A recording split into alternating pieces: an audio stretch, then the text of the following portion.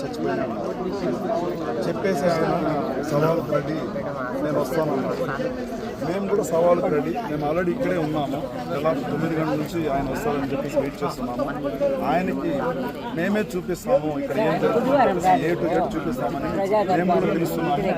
ఆయన అయితే రావడం లేదు, ఊరికనే వాళ్ళ ఇంటికాడ డ్రామా వేసుకొని ఫస్ట్ ఊరికే కూర్చున్నాడు. ఇప్పుడు ఇంటి బయటకు వచ్చి పడుకొని ఒక యాక్షన్ చేస్తున్నాం. మేమేం ఆరోపిస్తున్నామంటే వాళ్ళ గవర్నమెంట్లో సుమారుగా 60 గోవులు చచ్చిపోయినాయి. ఇవన్నీ కూడా కేవలం సరిగా ప్రాపర్గా మెయింటైన్ చేయకుండా ఎక్స్పైరీ మెడిసిన్ యూజ్ చేసి ఇక్కడ ప్రాపర్గా సిబ్బందిని పెట్టకుండా వెటనరీ డాక్టర్కి ప్రాపర్గా వాళ్ళని అపాయింట్ చేయకుండా ఇవన్నీ కూడా అన్యాయాలు జరిగినాయి. మా గవర్నమెంట్లో అన్నీ కూడా పర్ఫెక్ట్గా జరుగుతుంది. దానికి నిదర్శనం ఈ 8 నెలల్లో చూసారంటే సుమారుగా 50 దూడలు పుట్టాయి ఇక్కడ.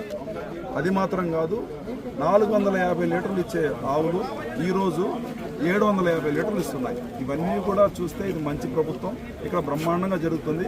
ఇవన్నీ కేవలం డ్రామా, జనాల్ని తప్పు పట్టించడానికి ఆయన చేస్తున్న డ్రామా మాత్రమే అని మీకు చెప్తున్నాను.